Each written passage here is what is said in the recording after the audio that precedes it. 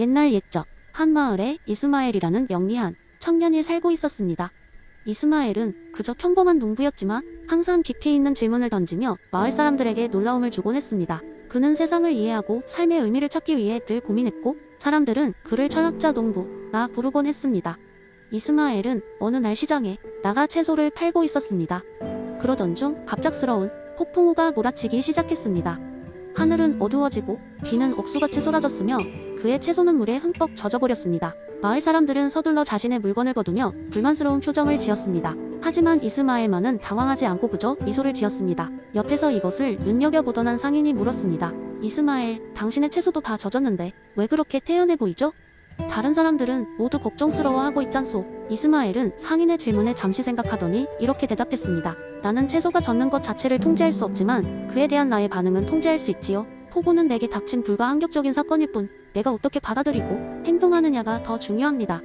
상인은 그의 말에 고개를 갸웃댔다. 하지만 채소가 다 망가지면 손해가 큰데 그걸 어떻게 단순하게 받아들일 수 있습니까? 이스마엘은 빙그레 웃으며 말했다.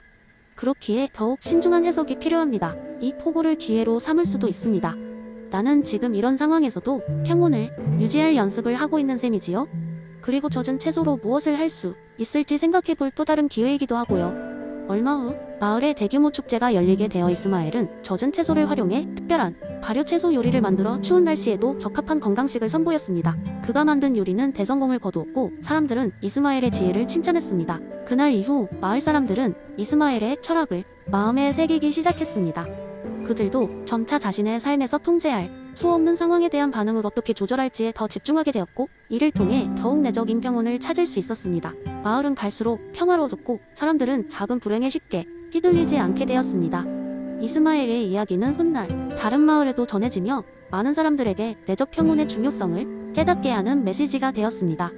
그의 가르침은 에픽테토스의 내적 평온의 원칙과 맞닿아 있었으며 사람들은 더 이상 외부의 사건에 이일비하지 않고 내적인 평화와 행복을 추구하며 살게 되었습니다. 그리고 이스마엘은 그저 웃으며 자신이 마을에 남긴 내적인 철학이 널리 퍼지는 것을 기쁘게 지켜보았습니다. 두 번째 이야기, 옛날 옛적 그리스의 작은 마을에는 알렉산드로스라는 한 젊은이가 살고 있었습니다. 그는 매일같이 무거운 마음으로 일어나 하루를 시작했습니다. 알렉산드로스는 항상 더 많은 것을 원했습니다. 더 많은 돈, 더 많은 친구, 그리고 더 많은 즐거움. 하지만 이상하게도 그가 원하던 것들을 얻으면 얻을수록 마음속의 빈자리는 더 커져갔습니다. 어느 날 알렉산드로스는 그의 머릿속을 뒤흔드는 질문의 답을 찾기 위해 여행을 떠나기로 결심했습니다. 그가 찾아간 곳은 에피쿠로스의 정원이었습니다. 그곳은 사람들이 소박한 삶을 즐기며 진정한 쾌락과 행복을 찾는 곳으로 유명했습니다. 정원에 도착하자 알렉산드로스는 평화로워 보이는 사람들을 만날 수 있었습니다. 이들은 모두 단순한 식사를 하고 조용히 앉아 서로 대화를 나누고 있었습니다. 이런 광경이 그의 호기심을 자극했습니다. 그중 한 명인 칼리스타라는 여인이 눈에 띄었습니다. 그녀는 그의 혼란스러운 표정을 보고는 다정하게 말을 걸었습니다. 낯선 여정에서 온 당신, 무엇을 찾아 이곳에 왔나요? 칼리스타가 물었습니다. 저는 행복을 찾고 있습니다. 그런데 아무리 많은 것을 가져도 불안과 불행이 사라지지 않네요. 알렉산드로스가 대답했습니다. 칼리스타는 미소를 지으며 에피쿠로스의 철학을 이야기하기 시작했습니다. 에피쿠로스는 진정한 쾌락이란 고통의 부재와 마음의 평화를 의미한다고 했어요. 우리가 욕망을 줄이고 필요 이상의 것을 추구하지 않을 때 진정한 행복을 찾을 수 있다고요. 그녀의 말은 그의 마음에 깊은 울림을 주었습니다. 그는 과거에 자신이 추구했던 것들이 마치 신기루 같았음을 깨달았습니다. 그러면 저는 무엇을 해야 할까요? 무엇이 저를 행복하게 만들까요? 알렉산드로스가 물었습니다. 먼저 당신의 욕망이 무엇인지 알아보세요. 그리고 그것이 정말 필요한 것인지 자문해보세요. 진정으로 필요한 것은 대부분 이미 당신 곁에 존재할지도 모릅니다. 친구, 가족, 그리고 당신이 가진 작은 것들 속에서요. 칼리스타는 부드럽고 단호한 목소리로 말했습니다. 알렉산드로스는 그날부터 욕망을 절제하는 법을 배우기로 결심했습니다. 그는 정원에서의 생활을 계속하며 세상의 작은 것들에서 즐거움을 찾기 시작했습니다. 처음에는 쉬운 일이 아니었지만 시간이 지날수록 마음 한구석에서 서서히 평화가 자리 잡기 시작했습니다. 밤하늘의 별을 보며 바람에 흔들리는 나무의 소리를 들으며 그리고 친구들과 조용한 웃음을 나누며 그는 지금까지 느끼지 못했던 진정한 쾌락을 경험했습니다. 몇 달 후 알렉산드로스는 다시 고향으로 돌아갔습니다. 그의 마음은 이전보다 가볍고 밝았습니다. 그는 자신이 변화했음을 느꼈습니다. 그리고 그 일이 쉬운 것이 아니었음을 알기에 자신의 이야기와 배움을 나누기로 했습니다. 사람들에게 마음의 평화를 찾는 법을 가르쳤고 많은 이들이 그로 인해 변화하기 시작했습니다. 이 이야기는 단순히 그리스의 전설과 같은 이야기일 뿐일지도 모릅니다. 하지만 우리에게 중요한 메시지를 전달합니다. 모든 것을 가진 듯 보여도 진정한 평화를 느끼지 못하는 현대의 우리에게 에피쿠로스의 철학은 많은 것을 시사합니다. 마음의 평화가 모든 외적 조건을 초월할 수 있음을, 그리고 그것을 추구하는 여정이 우리의 인생에서 가장 중요한 것임을 상기시켜 줍니다. 세 번째 이야기. 한때 세상은 신비로운 이야기로 가득 차 있었습니다. 그 중에서도 사람들은 스피노자의 범실론에 매료되어 색다른 상상력을 펼치곤 했습니다. 긴 여정을 떠나기 전 장작불 앞에 둘러앉아 있던 사람들은 이 경이로운 이야기의 세계로 빠져들었습니다. 옛날 옛적 신성한 에메랄드 숲의 가장 깊은 곳에는 지혜로운 늙은 거북이 태온이 살고 있었습니다. 그는 숲의 모든 생명체에게 배우고 가르치는 존재로 숲의 균형을 유지하는데 필수적이었지요. 태온은 단지 오랜 세월을 살았기 때문만이 아니라 모든 것을 연결하여 보는 능력 때문에 지혜로웠습니다. 어느 날 젊은 여행자 엘레나는 세상에 존재하는 모든 것의 비밀을 찾고자 숲을 지나고 있었습니다. 그녀는 이야기에 들리던 신성한 에메랄드 숲이 모든 해답을 가진다고 믿었고 천천히 태온을 찾아 나섰습니다. 위대한 태온님, 세상의 본질은 무엇입니까? 엘레나는 숲의 중심에 있는 작은 호숫가에 앉아 묻습니다. 태온은 조용히 그녀를 쳐다보며 미소를 지었습니다. 엘레나, 세상은 하나의 커다란 책과 같단다. 모든 것은 연결되어 있고 그 속에 신이 존재하지. 엘레나는 태온의 말을 이해하기 어려웠습니다. 하지만 저는 신이 하늘 위에 따로 존재한다고 배웠어요.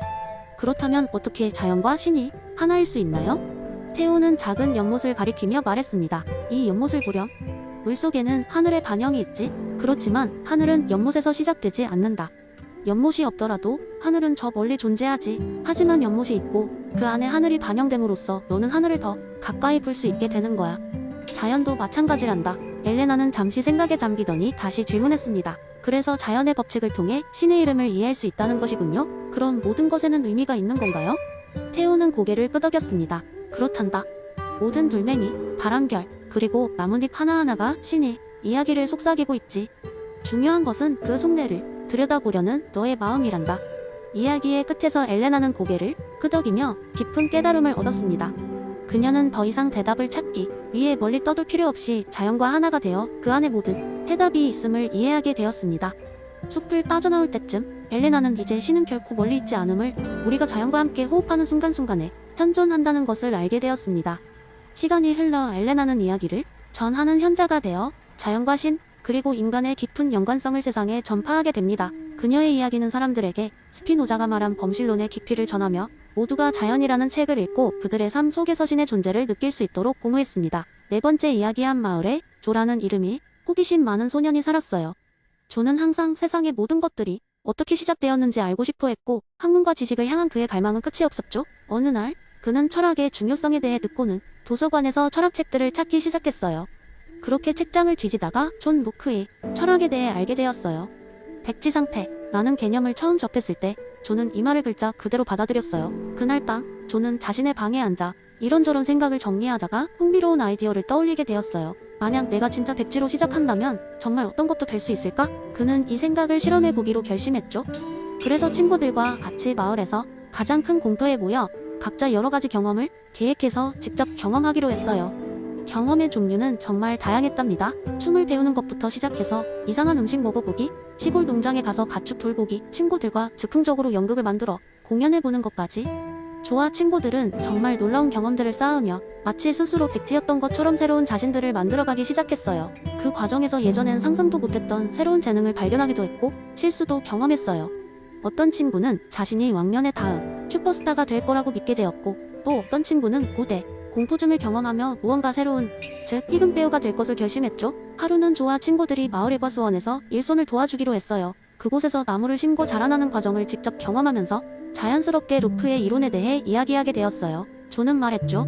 우리가 이 과일나무를 돌보는 것처럼 우리 자신도 계속해서 성장하고 경험을 통해 배우고 있는 건 아닐까? 그러던 중 마을의 노인 한 분이 이 아이들의 실험을 흥미롭게 여기고 이들의 이야기를 들으러 오셨어요. 노인은 조와 친구들에게 이렇게 말씀하셨어요.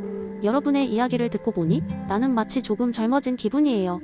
로크의 백지 상태는 우리가 일생을 통해 계속해서 새로울 수 있다는 걸 상기시켜주는 것 같군요. 그러면서 노인은 매일이 새로운 백지와 같고 어떤 경험이든지 할 수 있다고 생각하니 하루하루가 기대된다고 덧붙였어요. 그의 말에 조와 친구들은 고개를 끄덕이며 동의했죠. 그리고 그날 밤 존은 이렇게 일기를 썼습니다. 오늘 좀 더 백지에 가까워진 것 같아. 무언가 될 수도 있고 또 아무것도 아닐 수도 있어. 하지만 중요한 건 시도하는 거야. 이렇게 조와 친구들의 작은 실험은 그들이 백지와 같은 마음가짐으로 계속해서 다양한 경험을 쌓아가며 성장할 수 있다는 믿음을 심어주게 되었어요. 경험을 통해 배운다는 루크의 철학은 아이들의 삶 속에서 실현되었고, 그들은 매일매일 조금씩 더 새로운 자신을 그려 나가게 되었답니다.